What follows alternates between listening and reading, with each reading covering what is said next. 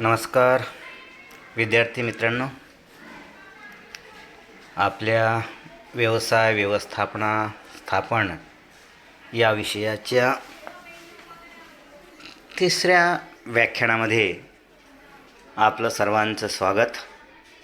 मी प्राध्यापक सोनटक्के, सहयोगी प्राध्यापक आणि वाणिज्य विभाग प्रमुख आणि आपला विषय शिक्षक. मित्रांनो, मागच्या वेळेस सांगितल्याप्रमाणे आज आपण ऑनलाईन तिसरं लेक्चर घेत आहोत. या तिसऱ्या लेक्चरचं जे काही टायटल आहे ते आहे व्यवस्थापन प्रक्रिया आणि व्यवस्थापन स्तर. यापूर्वी पण मी तुम्हाला सांगितलं होतं की आपल्याला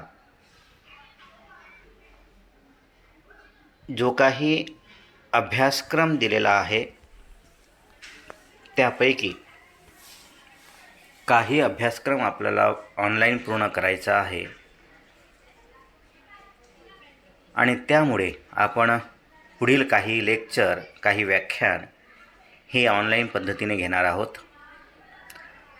मागच्या व्याख्यानाचा विचार करता आपण मागच्या व्याख्यानाला व्यवस्थापनाचं कार्य कोणकोणतं आहे, म्हणजे शेवटी पर्यायाने व्यवस्थापकाला कोणकोणती कार्य करावी लागतात आणि त्या कार्याचं वर्गीकरण आपण मागच्या लेक्चरमध्ये केलं होतं.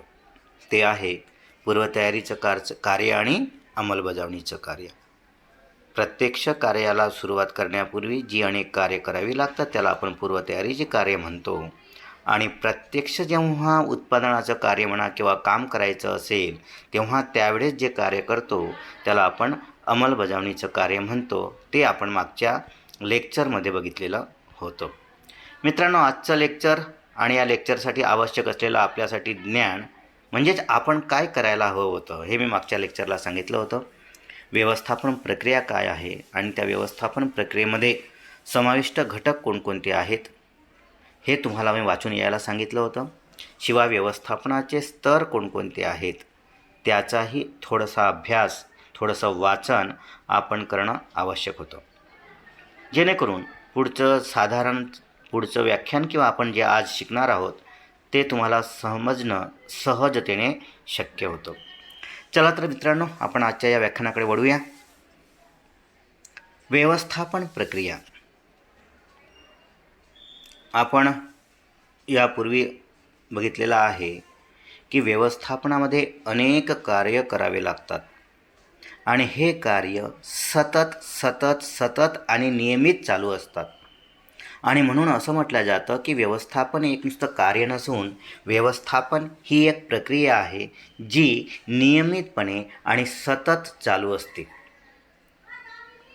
आणि म्हणून व्यवस्थापन प्रक्रिया म्हणजे काय किंवा व्यवस्थापन प्रक्रियेमध्ये विविध क्रियांची सुरुवात आणि शेवट यावर नियंत्रण ठेवलं जातं आणि म्हणून व्यवस्थापन प्रक्रियेत व्यवस्थापनाची विविध कार्य जी विशिष्ट क्रमानं आणि वेळेवर पूर्ण केली जातात त्या विशिष्ट कार्यांना म्हणजे विविध कार्यांनाच आपण साधारणपणे व्यवस्थापन प्रक्रिया असं म्हणत असतो. प्रक्रिया आणि कार्य यामध्ये थोडा फरक आहे हे लक्षात ठेवणं आवश्यक आहे. प्रक्रिया एक प्रोसिजर आहे, कार्य एक फंक्शन ज्याला म्हणतो आपण ते. आणि व्यवस्थापन प्रक्रिया का आहे, कारण ती सतत चालणारी आहे. ती एका विशिष्ट ठिकाणी थांबत नाही.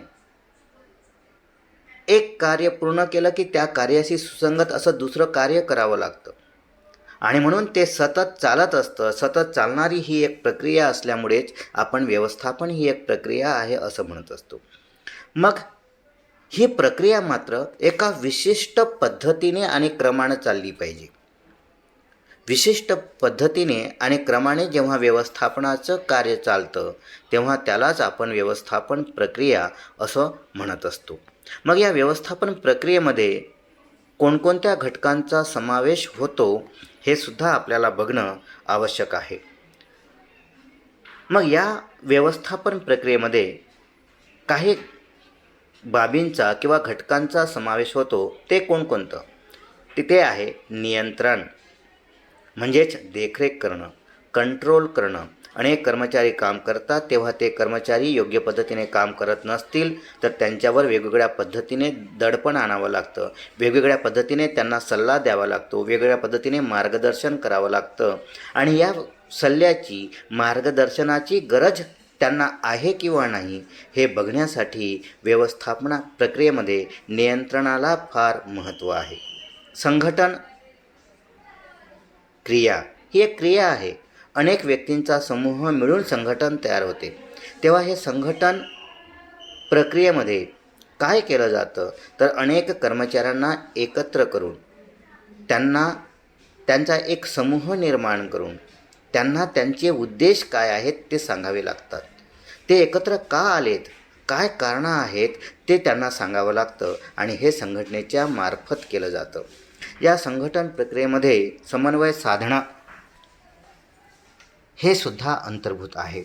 एक वाक्यता निर्माण करणं, एक कर्मचारी दुसऱ्या कर्मचाऱ्याच्या कार्याशी सुसंगत आहे, संबंधित आहे हे त्यांना सांगणं आणि त्या पद्धतीने त्यांना कार्य सोपवणं आणि ते कार्य ते योग्य पद्धतीने पूर्ण करतात किंवा नाही हे बघणं हे सुद्धा या ठिकाणी या व्यवस्थापन प्रक्रियेमध्ये समाविष्ट आहे.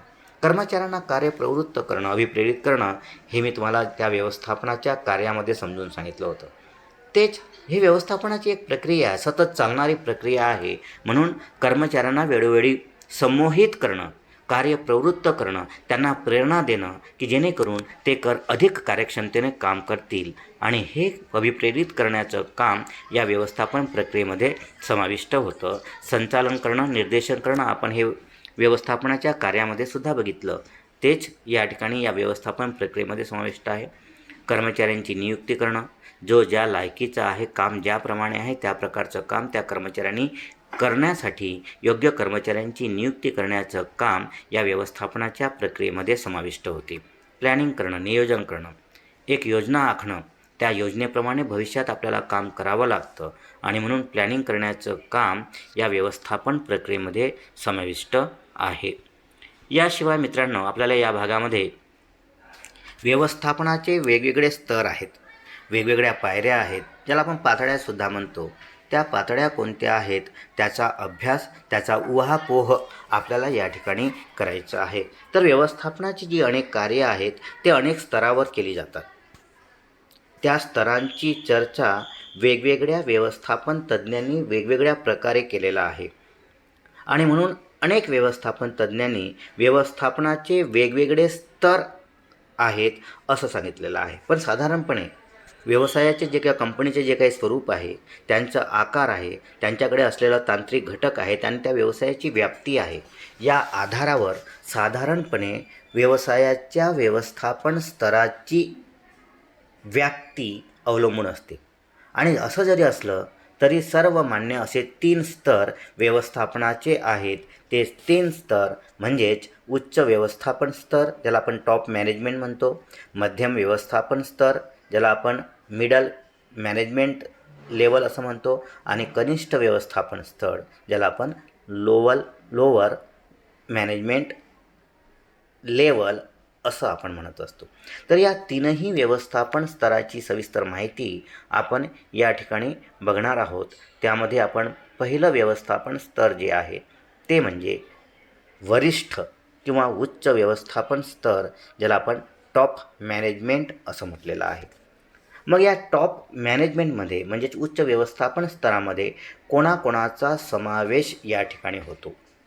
साधारणपणे हे उच्च व्यवस्थापन स्तर काय करते तर व्यवसायाची धोरणं ठरविण्याचं काम करते आणि म्हणून व्यवस्थापनाची धोरणं ठरविणारं जे काही व्यवस्थापन आहे ते म्हणजे टॉप मॅनेजमेंट किंवा वरिष्ठ व्यवस्थापन स्तर.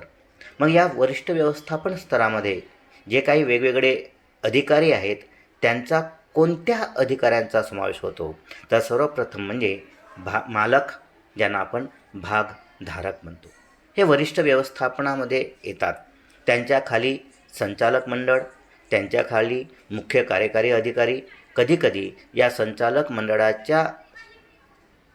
मंडळ हे संपूर्ण व्यवसायाची देखरेख किंवा पाहणी करू शकत नाही, कारण ते अनेक कंपन्यांचे संचालक असतात आणि म्हणून अशा वेळेस कंपनीकडे लक्ष देण्यासाठी हे संचालक मंडळ आपल्यापैकीच एखाद्या व्यक्तीची पूर्ण वेळ संचालक म्हणून नियुक्त करतात. त्यालाच अनेकदा कार्यकारी संचालक किंवा प्रमुख संचालक असंही म्हटलं जातं. तर त्याची पण नियुक्ती या वरिष्ठ व्यवस्थापन स्तरावर केलं जातं. मुख्य कार्यकारी अधिकारी, प्रमुख व्यवस्थापक, चीफ मॅनेजर आपण ज्याला म्हणतो, इत्यादी लोकांचा समावेश या वरिष्ठ किंवा उच्च व्यवस्थापन स्तरामध्ये केला जातो. मग या उच्च व्यवस्थापन स्तरामध्ये जे काम करणारे अधिकारी आहेत त्यांचे अधिकार किंवा कार्य कोणकोणते आहेत, तर एक म्हणजे व्यवसायाची धोरणं ठरविणं, व्यवसायासाठी त्या धोरणांची अंमलबजावणी करण्यासाठी योग्य प्रकारच्या योजना आखणं, या योजनेनुसार अनेक विभाग त्या ठिकाणी काम करत असतात, तेव्हा त्या अनेक विभागामध्ये समन्वय साधणं, एक वाक्यता, सहकार्याची भावना निर्माण करणं, नियोजन करणं, म्हणजेच उद्या जे करायचं आहे ते आज ठरवणं म्हणजे नियोजन करणं आणि त्या नियोजनाप्रमाणे काम होते आहे किंवा नाही हे बघणं म्हणजेच नियंत्रण करणं, असे विविध कार्य या वरिष्ठ व्यवस्थापन स्तरावर केली जातात. मित्रांनो, व्यवस्थापन स्तरावरचं दुसरं व्यवस्थापन स्तर म्हणजेच मध्यम व्यवस्थापन स्तर, ज्याला आपण मिडल मॅनेजमेंट असं म्हणत असतो. मग या मिडल मॅनेजमेंटमध्ये कोणकोणत्या अधिकाऱ्यांचा समावेश होतो ते सुद्धा बघणं आपलं काम आहे. मग यामध्ये म्हटलेलं आहे विभागीय व्यवस्थापक. अनेक विभाग असतील तर या अनेक विभागांवर नियंत्रण ठेवणारा जो व्यवस्थापक असतो त्याला विभागीय व्यवस्थापक म्हणतात. या विभागीय व्यवस्थापकाच्या हाताखाली म्हणजेच विभागीय व्यवस्थापकाच्या मार्गदर्शनाखाली अनेक विभाग प्रमुख त्या ठिकाणी असतात, ते काम करत असतात. या विभाग प्रमुखांच्या खाली उपविभाग असतात, उपविभाग प्रमुख असतात, ते सुद्धा त्या ठिकाणी काम करत असतात. ते या सर्वांना एकंदरीत मध्यम व्यवस्थापन स्तरावरील अधिकारी आहेत असं म्हटलं जातं. मग या मध्यम व्यवस्थापन स्तरावरच्या अधिकाऱ्यांचं कार्य काय आहे, त्यांचे अधिकार काय आहेत, तर त्यांचं कार्य असं आहे, एक म्हणजे उच्च व्यवस्थापनाने ज्या काही योजना आखलेल्या आहेत, जे काही धोरणं ठरविलेले आहेत, त्या धोरणांचं विश्लेषण करणं. कारण ते विश्लेषण जोपर्यंत तुम्ही करणार नाही तोपर्यंत कोणी कोणतं काम करायचं हे कळणार नाही, कशा पद्धतीने करायचं हे कळणार नाही. आणि म्हणून हे जे मध्यम व्यवस्थापन स्तर आहे ते उच्च व्यवस्थापनाने ज्या काही वेगवेगळ्या धोरणांची अंमलबजावणी करायला सांगितलेले आहे त्या धोरणांचं विश्लेषण करण्याचं काम यांचं आहे. शिवाय जी काही उच्च व्यवस्थापनाने जी काही उद्दिष्टे ठरविलेली आहेत त्या उद्दिष्टांच्या पूर्ततेसाठी संघटन रचना करण्याचं काम हे व्यवस्थापन स्तर करत असते. योग्य प्रकारच्या कर्मचाऱ्यांची नियुक्ती करण्याचं कामसुद्धा हे मध्यम व्यवस्थापन करत असतं. आणि या कर्मचाऱ्यांच्या मदतीने धोरणांची अंमलबजावणी कशी केली जाईल आणि ती अंमलबजावणी झाली पाहिजे याकडे लक्ष देण्याचं कामसुद्धा मध्यम व्यवस्थापन करतं. शिवाय कर्मचाऱ्यांच्या काही अडचणी असतील, त्यांच्या तक्रारी असतील आणि काही कनिष्ठ अधिकाऱ्यांकडून काही शिफारसी आल्या असतील, प्राप्त झाल्या असतील, तर ते वरिष्ठ स्तरावर पोहोचवणे हे सुद्धा काम या मध्यम व्यवस्थापनाचं आहे. शिवाय कधीकधी या कर्मचाऱ्यांच्या अडचणी, समस्या, तक्रारी हे आपल्याच स्तरावर सोडविण्याचं कामसुद्धा हे मध्यम स्तरावरील व्यवस्थापन करत असतं. यानंतर मित्रांनो, आपलं तिसरं आणि शेवटचं व्यवस्थापन स्तर आहे ते म्हणजे कनिष्ठ, ज्याला आपण निम्न किंवा पर्यवेक्षीय व्यवस्थापन स्तर असं म्हणत असतो. मग या व्यवस्थापन स्तरामध्ये कोणकोणत्या अधिकाऱ्यांचा समावेश होतो? मग कार्यालयीन व्यवस्थापक असेल, पर्यवेक्षक असेल, निरीक्षक असेल, फोरमन असेल, काही ठिकाणी त्याला सुपरवायझर म्हणतात, विक्रेते, वरिष्ठ लिपिक, कनिष्ठ लिपिक आणि त्यांच्या हाताखाली काम करणारे कामगार, या सर्वांना एकंदरीत कनिष्ठ व्यवस्थापन स्तर असं म्हटलं जातं. मग या कनिष्ठ व्यवस्थापन स्तराचं काम कोणतं आहे किंवा त्यांचे अधिकार काय आहेत याचा विचारही आपण या ठिकाणी करणार आहोत. मग यामध्ये पहिलं कार्य आहे उच्च किंवा मध्यम स्तरावरील अधिकाऱ्यांच्या आदेशानुसार काम करणं. वरिष्ठ स्तरावर धोरणांची आखणी केली जाते. मध्यम स्तरावर त्या धोरणांचं विश्लेषण आणि ते काम कसं करायचं हे ठरवलं जातं आणि प्रत्यक्ष काम करून घेण्याचं काम या कनिष्ठ व्यवस्थापन स्तरावर केलं जातं. कर्मचाऱ्यांचं प्रतिनिधित्व करणं अनेकदा या जे काही कर्मचारी व्यवसायामध्ये काम करत असतात त्यांचा प्रतिनिधी म्हणूनही सुद्धा अनेकदा या कनिष्ठ व्यवस्थापन स्तराला काम करावं लागतं. कारण त्यांच्या अडचणी असतील, समस्या असतील, त्या वरिष्ठ आणि मध्यम स्तरापर्यंत जनरली पोहोचवल्या जातात. कर्मचाऱ्यांकडून प्रत्यक्ष काम करून घेणं हे सुद्धा या ठिकाणी निम्न स्तरावरच्या अधिकाऱ्यांचं किंवा व्यवस्थापनाचं आहे. कर्मचाऱ्यांच्या अडचणी असतील, तक्रारी असतील, त्यांच्या काही समस्या असतील किंवा शिफारसी पण असतील, त्या मध्यम स्तरावरील अधिकाऱ्यांच्या मदतीने उच्च व्यवस्थापनावर किंवा उच्च व्यवस्थापन स्तरावर पोहोचविण्याचं काम हे कनिष्ठ व्यवस्थापन करत असते. म्हणजेच एक प्रकारे कर्मचारी आणि मध्यम व्यवस्थापन स्तर यांचा दुवा म्हणून या कनिष्ठ व्यवस्थापन स्तरावरच्या अधिकाऱ्यांना काम करावं लागतं. शिवाय कर्मचाऱ्यांवर प्रत्यक्ष देखरेख ठेवणं, त्यांचं निरीक्षण करणं, ते चांगल्या पद्धतीने काम करतात किंवा करत नाही हे बघणं, हे सुद्धा या कनिष्ठ व्यवस्थापनाचं काम आहे. म्हणजेच प्रत्यक्ष कर्मचाऱ्यांकडून काम करून घेण्याचं महत्त्वाचं कार्य या कनिष्ठ व्यवस्थापन स्तरावर केलं जातं. तर अशा पद्धतीने मित्रांनो, या ठिकाणी व्यवस्थापनाची 3 स्तरं आहेत. त्या 3 स्तरावर कोणकोणते अधिकारी काम करतात, त्यांचं काम कोणतं आहे हे आपण बघितलेलं आहे. यानंतर मित्रांनो,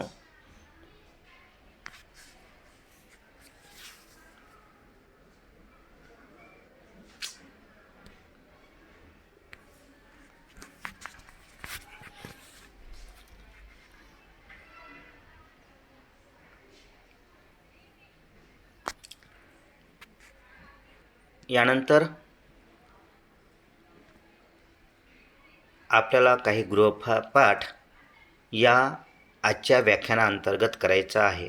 त्यामध्ये व्यवस्थापन प्रक्रियेत समाविष्ट कोणकोणती घटक आहेत, व्यवस्थापनाचे विविध स्तर कोणते आणि व्यवस्थापनाच्या विविध स्तरांचं कार्य कोणकोणतं आहे, हे तुम्हाला या ठिकाणी गृहपाठामध्ये पूर्ण करायचं आहे.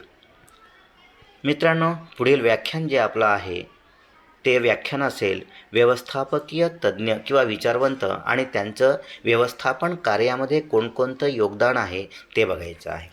त्यामध्ये आपण पहिले व्यवस्थापन तज्ज्ञ F.W. टेलर यांचा अभ्यास करणार आहोत.